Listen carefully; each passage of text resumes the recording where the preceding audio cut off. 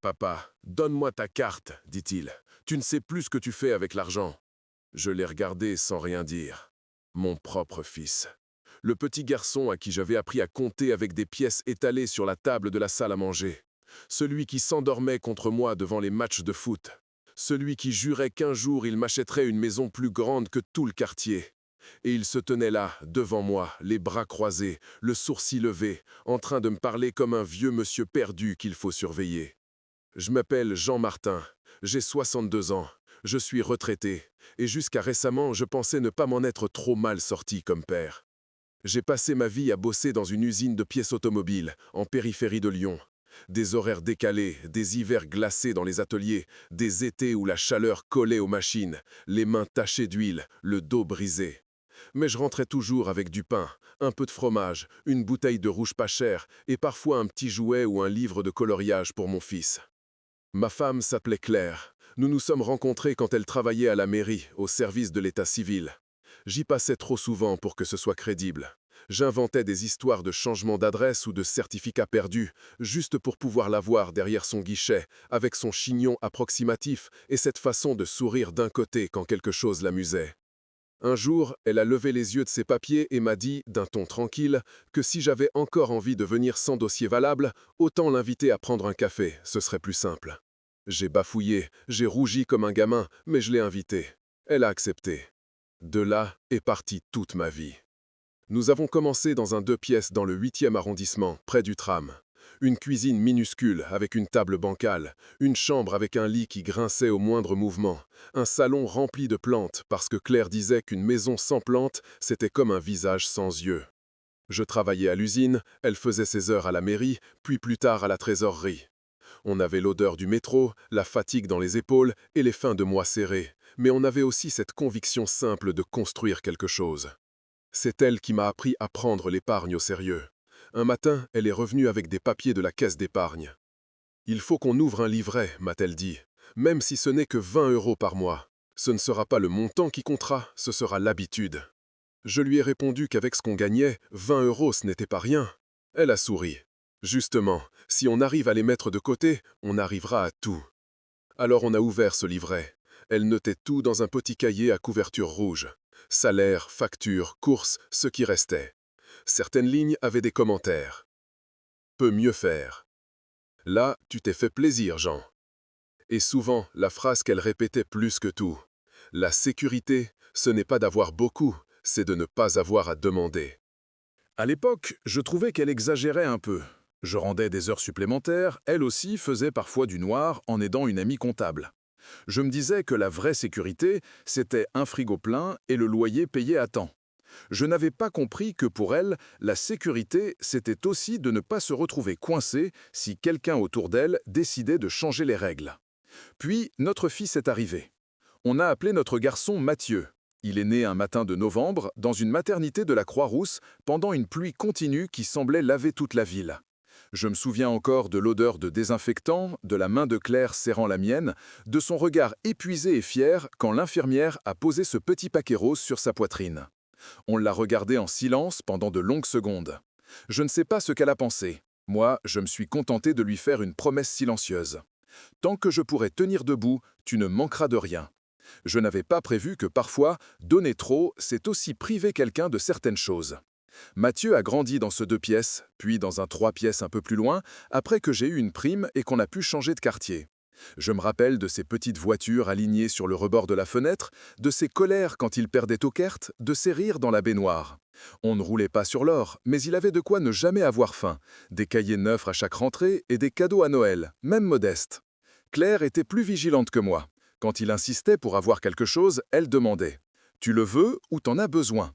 La nuance, c'est toi qui lui l'expliqueras, disait-elle en me jetant un regard en coin. Moi, j'avais tendance à céder. Quand il me prenait par le cou en disant « S'il te plaît, papa », je fondais. Avec les années, l'argent mis de côté sur le livret commença à faire une petite somme. Claire, elle, ne se contenta pas d'un seul compte. À un moment, elle a proposé d'en ouvrir un autre, à son seul nom. Ce n'est pas que je ne te fasse pas confiance, m'a-t-elle dit très sérieusement. Mais je vois tellement de situations à la mairie, de couples qui se séparent, d'histoires où l'un se retrouve démuni parce que tout était au nom de l'autre. Je veux juste que, si un jour il t'arrive quelque chose, je ne doive rien demander à personne. Je lui ai répondu que si quelqu'un devait tomber avant l'autre, ce serait plutôt elle qui se retrouverait sans moi, vu comment je traitais mes poumons avec mes gitanes, et on a ri. Mais on a quand même ouvert ce compte à la caisse d'épargne, en commun au début, puis avec des dispositions particulières. Elle se chargeait des détails. Moi, je signais là où elle me disait de signer, parce que je savais qu'elle ne le faisait pas pour profiter, mais pour protéger. Mathieu voyait tout cela de loin. En grandissant, il s'est mis à poser des questions. Pourquoi vous économisez autant? On ne part jamais en vacances loin.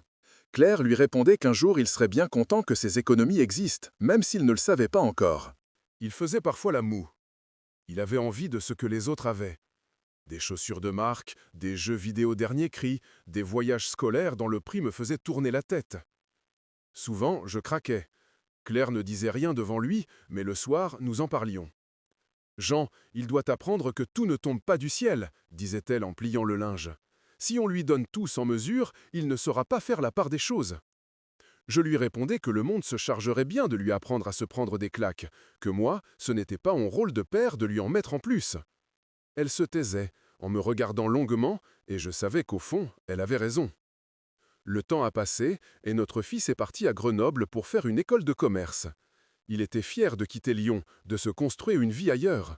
Nous étions fiers de lui aussi, même si ça nous arrachait le cœur. On l'a aidé comme on a pu. Je continuais à prendre des heures supplémentaires à l'usine. Claire surveillait les dépenses au centime près. On lui payait le loyer de sa chambre étudiante, dans une résidence à l'extérieur de la ville. On lui envoyait un virement tous les mois.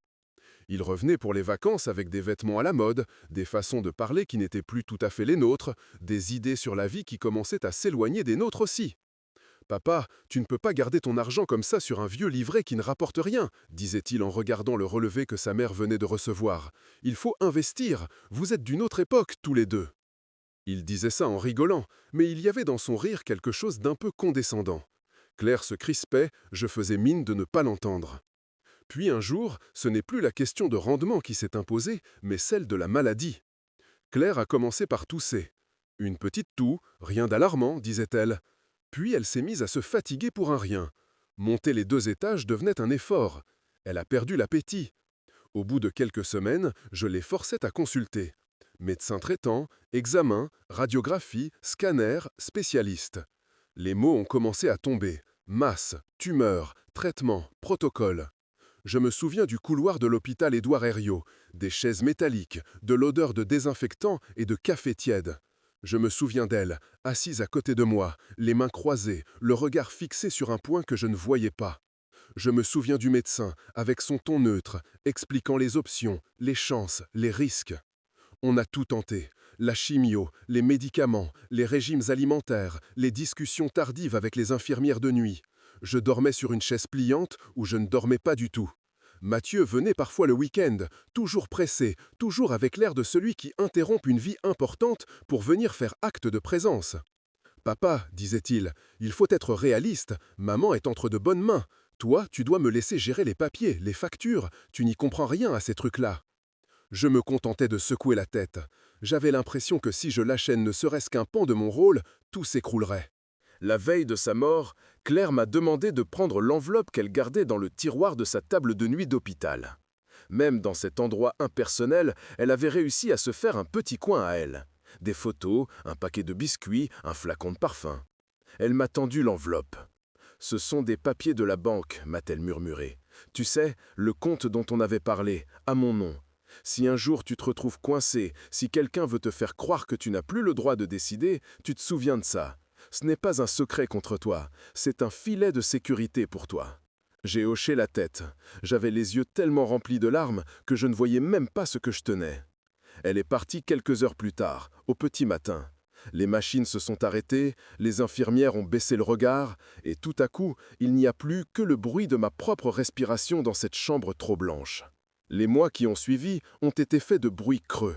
Le bruit de ses pantoufles qui n'existaient plus sur le carrelage, le bruit de la casserole qui restait vide, le silence de l'appartement au moment où elle disait toujours « je suis là ». J'ai continué à aller à l'usine un temps, puis ma santé a commencé à me rappeler mon âge. La direction a proposé des départs anticipés. Je me suis retrouvé en retraite un peu plus tôt que prévu, un chèque de départ dans une main, le vide dans l'autre. C'est à ce moment-là que Mathieu a pris de plus en plus de place. Il avait fini son école, il travaillait maintenant dans une boîte de gestion de patrimoine, justement. Il habitait à Paris, dans un 2 pièces du 15e, avec sa femme Julie et leurs 2 enfants. Il connaissait l'aisance que Claire et moi n'avions jamais connue. Il a commencé en douceur. « Papa, disait-il au téléphone, tu as pensé à revoir tes contrats. Le gaz, l'électricité, l'assurance. Je peux te faire économiser beaucoup si je négocie pour toi. » Un week-end, il est venu à Lyon, un ordinateur sous le bras, un sourire large. « Je te fais un bilan complet, a-t-il annoncé en entrant. C'est mon métier, tu sais. Tu ne peux pas rester avec des trucs d'un autre siècle. » Il s'est assis à la table de la cuisine, a ouvert son portable, a demandé toutes mes factures, mes relevés, mes papiers. Il les a étalés comme un médecin pose les radios sur la table d'examen. Moi, j'étais partagé entre la gratitude et une gêne sourde. Il parlait vite d'offres, de taux, de diversification. À un moment, il a relevé la tête. « Tu as trop de comptes, trop de supports. On va simplifier. Tu me donnes une procuration et je gère. Tu n'as plus l'âge de te prendre la tête avec tout ça. » Je lui ai répondu que j'étais peut-être vieux, mais pas encore sénile. Il a ri. « Mais non, papa, ne le prends pas mal, c'est pour t'aider. » Les premières fois, j'ai refusé. Puis il a insisté. Il est revenu. Il a parlé de sécurité, de protection, de risque de fraude. Il a joué sur ma fatigue, sur ma solitude. Un jour, je ne sais même plus lequel, j'ai signé un papier sans lire toutes les lignes. Un truc de procuration, un document qu'il me tendait en me disant juste « ici, là et là ». J'avais confiance. C'était mon fils. Le choc est arrivé plus tard. Un matin, au supermarché, ma carte s'est bloquée. La caissière a essayé 2 fois, puis m'a regardé avec ce mélange de pitié et d'impatience que les jeunes ont parfois. « Ça ne passe pas, monsieur. Vous avez un autre moyen de paiement. » Heureusement, j'avais quelques billets dans mon portefeuille. J'ai payé. Mais la honte m'a brûlé le visage. Je suis rentré chez moi en serrant le ticket de caisse dans la main comme si c'était une preuve contre moi. J'ai appelé la banque. Une voix mécanique m'a expliqué que la carte avait été remplacée, que certains paramètres avaient été modifiés, que désormais toute opération importante nécessitait la validation du cotitulaire. Je n'ai même pas compris tout ce que la femme me disait. Ce que j'ai compris, en revanche, c'est que je n'étais plus seul maître de mon compte.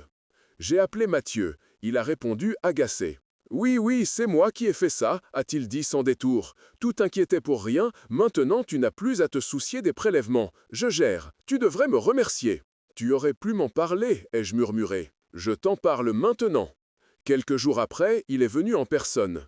Julie l'accompagnait, perchée sur des talons trop hauts pour les pavés de notre quartier. Elle sentait un parfum qui me donnait mal à la tête. « Papa, donne-moi ta carte, a répété Mathieu en tendant la main. Tu ne sais plus ce que tu fais avec l'argent. Tu t'es déjà trompé pour des virements. Tu pourrais te faire avoir. Laisse-moi protéger ce qui te reste. » Il y avait dans sa voix une autorité froide que je ne connaissais pas. Le plus terrible, c'est qu'une partie de moi s'est demandé si, effectivement, je ne devenais pas un poids, un vieux monsieur qui confond les chiffres. Je lui ai tendu la carte lentement. Il l'a prise trop vite. Julie, derrière lui, a souri. « C'est mieux comme ça, Jean. À ton âge, c'est rassurant d'avoir quelqu'un qui surveille. » Ils sont partis juste après, en me laissant des restes dans des barquettes et un appartement étrangement silencieux.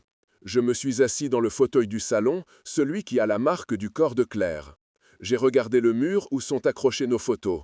Notre mariage à la mairie du 4e, la communion de Mathieu, une vieille image en noir et blanc de la maison de campagne de mes parents en Auvergne. J'avais l'impression qu'on venait de me retirer quelque chose d'invisible mais essentiel. Le lendemain, en allant acheter du pain, j'ai fait exprès de passer devant la caisse d'épargne du quartier. Par habitude, j'ai levé la tête vers la vitrine. À l'intérieur, derrière son bureau, j'ai reconnu Elisabeth, la directrice. Une femme de mon âge, avec qui nous avions ouvert nos comptes, Claire et moi. Elle m'a aperçu, m'a fait signe avec la main comme on le fait avec un voisin. « Venez donc dire bonjour, Jean », a-t-elle lancé dès que je suis entré. Je suis allé m'asseoir dans son bureau. Elle m'a demandé des nouvelles de ma santé, de la retraite, de Mathieu. J'ai fini par sortir un morceau de la vérité. « Dis-moi, Elisabeth, ai-je demandé, est-ce que c'est normal que mon fils soit cotitulaire de mon compte courant maintenant ?» Elle a froncé les sourcils. « C'est arrivé comment ?» Alors je lui ai raconté, les papiers signés sans lire, la carte bloquée, les discours sur les risques. Elle a soupiré. « Tu sais, on voit ça de plus en plus. Des enfants qui partent d'une bonne intention, d'autres moins. Ce que je peux te dire, c'est que tu as encore des droits. Tu peux garder des comptes à ton seul nom. Et il y a ce vieux compte que vous aviez ouvert pour Claire, tu te rappelles? Je me suis raidi. Celui dont on s'occupait à peine? Elle a hoché la tête. Celui-là n'a pas changé, rien n'a été modifié, et tu es le seul aujourd'hui à pouvoir y toucher. En sortant de la banque, j'avais l'impression d'avoir trouvé une clé oubliée derrière un meuble. Je suis rentré chez moi, j'ai fouillé dans les affaires de Claire, dans le tiroir de sa table de chevet. J'ai retrouvé l'enveloppe qu'elle m'avait donnée à l'hôpital, un peu froissée. À l'intérieur, il y avait les documents du compte, quelques relevés, sa signature en bas, à côté de la mienne, de l'époque où nous l'avions ouvert. Je me suis assis sur le lit, l'enveloppe sur les genoux, et je l'ai entendu parler, comme souvent dans ma tête. Jean, garde toujours quelque chose à ton nom. Pas parce que tu te méfies, mais parce qu'un jour, ceux qui te promettent de s'occuper de toi n'en auront plus envie ou plus le temps. Je n'ai pas dormi beaucoup cette nuit-là, pas à cause de l'angoisse cette fois, mais parce qu'une forme nouvelle de détermination s'était glissée en moi. Les semaines suivantes, Mathieu a continué sa petite prise de pouvoir. Il m'appelait pour vérifier des détails absurdes. « Tu as retiré 100 € en liquide, c'était pourquoi? Tu as fait un chèque, à qui? » Julie, quand elle venait, levait les yeux au ciel devant certaines de mes dépenses. « Tu achètes encore du fromage à la coupe, Jean. Tu sais qu'il existe des produits moins chers au rayon libre-service. » À chaque remarque, une petite fissure se creusait dans quelque chose entre nous. Le jour où il a parlé de la maison de campagne de mes parents, la fissure est devenue brèche. Cette maison, c'est un vieux corps de ferme, dans un village au pied du Sancy. Un toit en tuiles brunes, un mur de pierre, un jardin qui donne sur les champs. C'est là que j'ai appris à traire une vache, que j'ai embrassé une fille pour la première fois, que Claire et moi avons passé les plus beaux étés de notre jeunesse. C'est là que Mathieu a joué dans la paille, petit, en riant comme un fou. « Papa », m'a-t-il dit au téléphone avec l'air de celui qui va m'annoncer une bonne nouvelle, j'ai regardé un peu comment optimiser ton patrimoine. Franchement, garder cette maison, c'est une erreur. Tu n'y vas presque plus, ça coûte en impôts fonciers, ça se dégrade. Ce serait intelligent de la vendre maintenant. Le marché est bon pour les résidences secondaires. Avec ce qu'on en tirerait, je pourrais te placer tout ça correctement. J'ai senti une chaleur désagréable monter en moi. « Tu veux vendre la maison de mes parents ?» ai-je répété. « Ce n'est qu'une maison, papa, pas un monument historique. » « Ce n'est pas une maison, Mathieu, c'est l'histoire de ma famille. Tu dramatises, on garderait peut-être quelques souvenirs, des photos, mais économiquement, ça n'a pas de sens. Pour la vendre, il faut ma signature, ai-je répondu. Il a lâché un petit rire. Ne t'inquiète pas pour ça, de ce côté-là, je gère. Ce jour-là, une alarme s'est mise à sonner dans ma tête. Je me suis souvenu de ce papier que j'avais vu chez Elisabeth quand elle m'avait parlé de documents signés. Le lendemain, je suis retourné à la banque. « Je voudrais voir tous les documents où figure ma signature », ai-je demandé. Elle m'a regardé longuement, puis elle est partie fouiller dans son ordinateur, puis dans une armoire. Elle est revenue avec un dossier. « Là, tu as l'autorisation de procuration que tu as signée pour Mathieu. Et là, l'accord de principe envoyé à un notaire pour la promesse de vente de la maison. Il y a ta signature. Tiens. » Je me suis mis à trembler avant même de voir la feuille. Quand mes yeux sont tombés sur mon nom écrit en bas, j'ai compris tout de suite. Ça ressemblait à ma signature à s'y méprendre, mais il manquait quelque chose. Une petite boucle sur le J, un trait supplémentaire sur le T de Martin. Des détails que seul quelqu'un qui signe ce nom depuis 40 ans peut repérer. « Ce n'est pas moi qui ai signé ça », ai-je dit à voix basse. Elisabeth a posé sa main sur la table. « Jean, c'est très grave ce que tu dis. Je le sais. Tu peux porter plainte, on peut saisir le notaire, prévenir les autorités. » Je la regardais, partagée entre la rage et la tristesse. « Laisse-moi réfléchir », ai-je simplement répondu. Je suis rentré chez moi avec le document plié dans ma poche, comme un morceau de preuve brûlant. J'ai marché longtemps le long du Rhône, jusqu'à ce que mes jambes me fassent mal. Je me suis assis sur un banc et j'ai regardé l'eau couler. J'ai regardé les joggeurs passer, les étudiants rire, les couples se promener. J'essayais de comprendre comment on en était arrivé là. À quel moment mon fils avait décidé que j'étais une signature à imiter plutôt qu'une voix à écouter. Le lendemain, je suis retourné à la banque, mais cette fois avec une idée plus précise. Je veux que le compte au nom de Claire soit totalement séparé de tout ce qui concerne Mathieu, ai-je dit à Elisabeth, et je veux qu'on renforce toutes les sécurités. Seul moi peux y toucher. Nous avons passé presque 1 heure à remplir des formulaires, à changer des codes, à établir des limites. Elle m'a parlé aussi d'un vieux coffre en location, à la banque, que Claire et moi avions pris des années plus tôt, au moment où on avait payé la maison de campagne. « Vous l'avez toujours, ce coffre » a-t-elle ajouté. « Ça vaut le coup d'aller voir ce qu'il y a dedans. On oublie parfois des choses importantes. » Quelques jours plus tard, un employé m'a accompagné au sous-sol, dans cette salle froide que je ne connaissais que par les films. Il a ouvert un casier métallique, m'a laissé seul. J'ai pris la boîte, je l'ai posée sur la petite table. Mes mains tremblaient alors que je soulevais le couvercle. À l'intérieur, il y avait quelques bijoux de famille, des vieilles photos, un acte de propriété et une enveloppe avec mon prénom écrit au stylo bleu. Jean. La lettre de Claire était courte, mais elle m'a traversé, phrase après phrase. Si tu lis ça, c'est que je ne suis plus là pour te le dire en face. Tu as toujours fait passer les autres avant toi, même quand ils ne le méritaient pas. C'est beau, mais c'est dangereux. Le compte que j'ai mis à mon nom, ce n'est pas un piège, c'est une ceinture de sécurité. Si un jour quelqu'un, même notre fils, essaie de te prendre ce que tu as gagné, tu pourras respirer grâce à ça. Ne laisse pas la colère guider tes choix. Laisse la dignité décider à ta place. J'ai relu cette lettre 3 fois, jusqu'à ce que les mots se mélangent.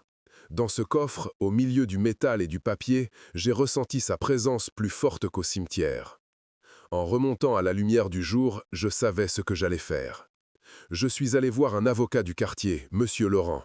Un petit cabinet coincé entre une pharmacie et une boulangerie. C'était lui qui avait géré la succession de Claire. Il se souvenait de moi. « Alors, monsieur Martin, qu'est-ce qui vous amène ?» Je lui ai tout raconté. Les procurations, la carte, la maison, la signature. Il a écouté sans m'interrompre, les doigts croisés devant lui. « Sur le plan légal, ce que votre fils a fait est sanctionnable, a-t-il dit enfin. Faux, usage de faux, abus de faiblesse, on peut donner beaucoup de noms à ce genre de comportement. Vous avez la possibilité de porter plainte. » Je lui ai demandé ce qui arriverait alors. Il a haussé les épaules. Enquête, audience, potentiellement un casier. Ça marquerait sa vie professionnelle. J'ai pensé à mes petits-enfants, à leur père derrière une barre, à leur visage si un jour quelqu'un leur racontait. Je ne pouvais pas. Je ne veux pas le détruire, ai-je répondu. Je veux juste qu'il arrête de me prendre pour un imbécile. Dans ce cas, on va faire autrement, a dit l'avocat. On va reprendre la main sur votre patrimoine, tranquillement, en respectant la loi. Vous allez décider à qui va quoi et dans quelles conditions, maintenant, pendant que vous êtes encore lucide. Ainsi, plus personne ne pourra faire n'importe quoi avec votre signature, vraie ou fausse. Nous avons parlé longuement. Nous avons préparé un nouveau testament, créé une sorte de structure pour gérer ce qu'il y avait sur le compte de Claire en mon nom, mis la maison de campagne à l'abri de toute vente sans mon accord express. Nous avons imaginé aussi des dispositions pour que, à ma mort, l'argent ne tombe pas simplement dans les mains de Mathieu, mais soit divisé, affecté, accompagné de conditions. Quand je suis sorti du cabinet, j'avais l'impression d'avoir réappris à marcher droit. La suite, je l'ai vue venir de loin. Un matin, vers 11 heures, la sonnette a retenti. J'étais sur le balcon, en train d'arroser ce qu'il restait des plantes de Claire. J'ai entendu la clé tourner. Mathieu est entré sans attendre. Il avait le visage tendu, des cernes, la chemise froissée. Il est venu directement à la cuisine, le téléphone à la main. « Qu'est-ce que tu as fait, papa ?» Je me suis assis, calmement. « Bonjour déjà. » « Arrête, la banque vient de m'appeler. Ils m'ont dit que je n'avais plus accès au compte, que le livret de maman était maintenant dans une espèce de montage juridique que personne ne veut m'expliquer, que la maison de campagne est bloquée. Tu veux m'expliquer ? Tu as l'air surpris, ai-je répondu. Moi, je l'ai été quand j'ai découvert que ma signature voyageait toute seule jusqu'à un notaire. Il a blêmi. Tu n'en sais rien. J'ai sorti la photocopie du document du notaire que l'avocat m'avait laissé. Je l'ai posé devant lui. C'est ton écriture, non ? Ai-je demandé. C'est la tienne ? A-t-il tenté. Non, c'est ce que tu crois être la mienne. Il manque ma petite boucle sur le J. Tu te rappelles, je te l'avais montré quand je t'ai appris à signer ton prénom. Il a pris une grande inspiration, comme quelqu'un qui s'apprête à mentir et qui se rend compte que ça ne passera pas. Je voulais juste accélérer les choses, a-t-il dit. T'aurais fini par signer de toute façon. Mais je ne l'ai pas fait, et tu as décidé que tu pouvais prendre ce choix à ma place. Il a levé les mains. Papa, tu dramatises. Je voulais optimiser ton patrimoine, pas te voler. Optimiser, ai-je répété. C'est un beau mot pour dire que tu voulais mettre la main sur ce qui ne t'appartient pas encore. Il s'est mis en colère. « Tu me dois bien ça », a-t-il crié. « Tout ce que vous avez, c'est en grande partie pour moi que vous l'avez construit. Tu l'as dit 1000 fois. Alors oui, je trouve normal de commencer à organiser, de prévoir. J'ai des enfants, moi. J'ai des responsabilités. Et moi, j'en ai plus, c'est ça. Je suis juste une formalité à régler, un vieux blocage juridique qui empêche tes projets. Je l'ai regardé longtemps, droit dans les yeux. Tu sais ce que je trouve le plus triste dans tout ça, ai-je dit calmement. Ce n'est pas que tu aies essayé de vendre la maison. Ce n'est même pas que tu aies imité ma signature. C'est que tu crois vraiment que tu as raison, que ce que tu fais est logique, moderne, normal. Il a serré les dents.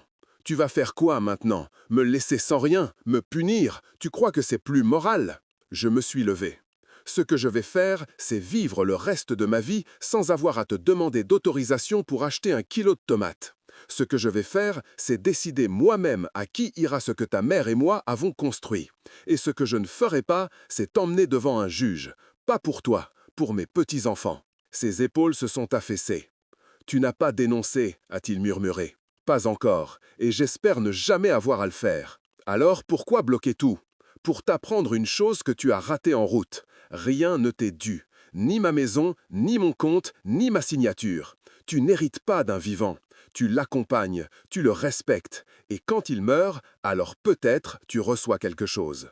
Mais ce quelque chose, ce n'est pas la récompense de ta patience, c'est un cadeau.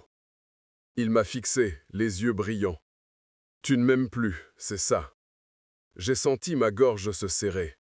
Si seulement c'était aussi simple. Aimer, ce n'est pas laisser faire n'importe quoi. Je t'aime assez pour te mettre une limite. Pour que, la prochaine fois que tu seras tenté d'écraser quelqu'un parce que tu crois savoir mieux, tu te rappelles que ton propre père t'a tenu tête. Il s'est levé brusquement, la chaise a raclé le carrelage. T'aurais dû me faire confiance, a-t-il lancé. Non, ai-je répondu, c'est toi qui as brisé la confiance le jour où tu as décidé que ta main valait la mienne sur un contrat. Il a fait 2 pas vers la porte. Avant de sortir, il s'est retourné. Tu regretteras, a-t-il dit. Peut-être, ai-je répondu, mais ce ne sera pas plus que je regrette déjà d'avoir fermé les yeux trop longtemps sur ce que tu devenais. Il a claqué la porte, le bruit a résonné dans tout l'appartement. Cette fois-là, je ne suis pas allé me réfugier dans le fauteuil. Je suis allé à la salle de bain, j'ai éclaboussé mon visage d'eau froide, j'ai levé les yeux vers le miroir. J'ai vu un vieil homme, oui, des rides, des yeux fatigués, des cheveux blancs. Mais j'ai vu aussi quelqu'un qui, pour la première fois depuis longtemps, avait repris sa place. Le lendemain, j'ai pris le train pour aller voir Claire. Pas vraiment elle, son absence, sa pierre, son nom gravé. Le cimetière était un peu en dehors de la ville, sur une colline d'où on voyait les toits rouges. J'ai posé des roses blanches sur la tombe, je me suis assis sur le petit banc de pierre. Je lui ai tout raconté, comme à quelqu'un qu'on vient consulter. J'ai parlé du compte, de la signature, de la colère de Mathieu. Je me suis entendu dire à voix haute des phrases que je n'avais encore dites à personne. « Tu avais raison », ai-je murmuré. « Il fallait garder quelque chose à toi pour me sauver de lui. » Le vent a soufflé, faisant bouger les feuilles des arbres. J'aime croire que c'était sa réponse. Les semaines qui ont suivi ont été moins tendues. Mathieu ne m'appelait plus pour me demander où passait chaque euro. Il ne venait plus à l'improvise. Le silence entre nous avait changé de nature. Ce n'était plus le silence de celui qui subit, mais celui de celui qui pose une distance. Pendant ce temps, avec l'avocat, j'ai commencé à réfléchir à ce que je voulais vraiment faire de ce que j'avais. Pas en termes de montant, mais en termes de sens. Je me souvenais que Claire avait toujours eu une tendresse particulière pour les mères seules, celles qu'elle voyait à la mairie, venir demander des aides, des attestations, jongler avec les papiers et les enfants. Elle rentrait parfois le soir avec le cœur lourd. Je me disais, si un jour on a les moyens, on fera quelque chose pour elle.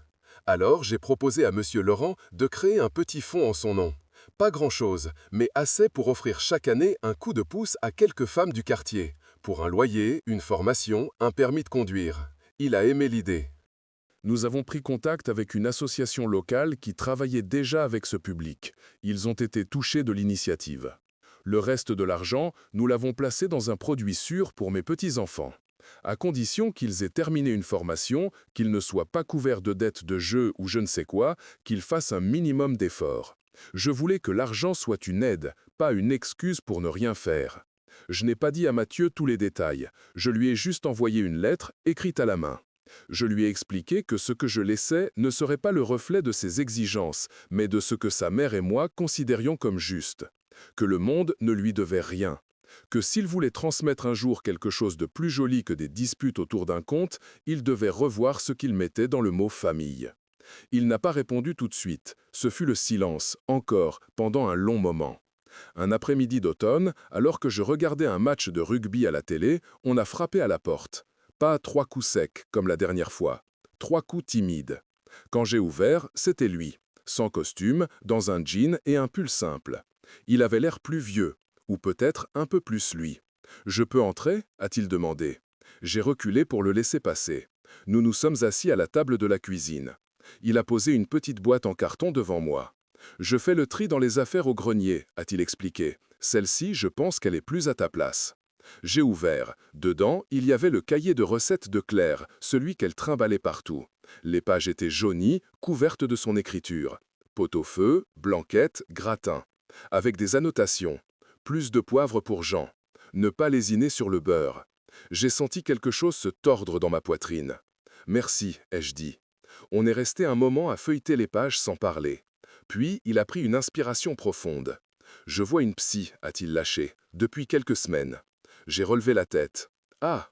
Elle me dit que j'ai confondu prendre soin et prendre le contrôle, que j'ai paniqué en te voyant vieillir, que j'ai eu peur de perdre ce que j'avais construit, que du coup, j'ai écrasé au lieu d'accompagner. Il a ri sans joie. « Forcément, dit comme ça paraît moche. »« Ça l'est un peu, » ai-je répondu. « Mais le fait que tu le dises, c'est déjà un début. »« Je ne sais pas si tu pourras me pardonner un jour, » a-t-il enchaîné. « Je ne te le demande pas tout de suite. Je voulais juste que tu saches que je me vois un peu mieux maintenant, et que ce n'est pas beau à voir. » Je me suis massé les mains. « Tu restes mon fils, » ai-je dit. « Ça ne change pas. La confiance, elle, se gagne, se perd, se regagne parfois. On verra. Je ne promets rien. Mais tu es venu, ça compte. » On a mangé ensemble ce soir-là. J'ai choisi une recette du cahier, un bœuf bourguignon que Claire réussissait mieux que quiconque. J'ai suivi ses instructions du mieux possible. La cuisine sentait comme avant, un peu. Mathieu a fermé les yeux en goûtant. « Ça ressemble à son bœuf » a-t-il dit doucement. « Pas tout à fait, ai-je répondu. Il manque sa présence. » On a parlé des enfants, de l'école, des vacances. Pas de compte bancaire, pas de testament. C'était fragile, mais c'était déjà quelque chose. Quand il est parti, il m'a serré dans ses bras. Un geste raide d'abord, puis un peu plus vrai. J'ai tapoté son dos comme quand il avait 6 ans. Après avoir refermé la porte, j'ai pris ma tasse de tisane et je suis allé m'asseoir sur le balcon. La nuit tombait sur Lyon, les fenêtres en face s'allumaient qu'une à une. J'ai levé les yeux vers le ciel. « Tu vois, Claire, ai-je murmuré, il y a encore peut-être quelque chose à sauver. » Le vent a caressé les feuilles du vieux géranium. J'ai choisi d'y voir un signe. Je ne sais pas comment tout cela finira. Peut-être que Mathieu retombera dans ses travers. Peut-être qu'un jour, nous nous disputerons encore pour des choses d'argent. Peut-être que tout ce que j'ai mis en place sera ignoré, contourné, critiqué. Je ne serai peut-être même plus là pour le voir. Mais il y a une chose dont je suis sûr. Ce compte au nom de Claire ne m'a pas seulement permis de garder de quoi payer mon loyer sans me justifier. Il m'a permis de garder quelque chose de plus précieux, ma dignité. Le droit de dire non, le droit de rappeler à mon propre fils que l'amour n'est pas une procuration. On dit souvent que l'argent change les gens. C'est vrai, d'une certaine façon. Il a changé Mathieu. Il lui a donné une illusion de supériorité. Il l'a rendu arrogant, pressé, oublieux de ce que l'effort veut dire. Mais j'ai appris que l'argent ne crée pas tout ça. Il ne fait que l'agrandir. Il est un miroir. Il montre ce qui est déjà là. L'amour, lui, ne s'imprime pas sur un relevé. Il se cache dans un cahier de recettes, dans une lettre au fond d'un coffre, dans un plan pensé pour protéger quelqu'un qui ne saura peut-être jamais jusqu'où on est allé pour lui éviter le pire. Ce soir-là, en refermant les volets, j'ai senti le poids de mes années, mais aussi leur valeur. On passe une vie à croire que travailler, c'est accumuler. À la fin, on comprend que ce qu'on accumule vraiment, ce sont des histoires. Celle-ci est la mienne, celle d'un père qui a mis du temps à comprendre que dire oui à tout, ce n'est pas aimer mieux, et celle d'un homme qui a fini par accepter qu'on peut remettre quelqu'un à sa place sans le rayer de son cœur. J'ai soufflé sur la flamme de la petite bougie que je laisse souvent allumer près de la photo de Claire. La pièce s'est plongée dans l'obscurité douce. Avant de m'endormir, une phrase m'est venue, simple. L'argent montre qui tu es. L'amour, lui, décide ce que tu en fais.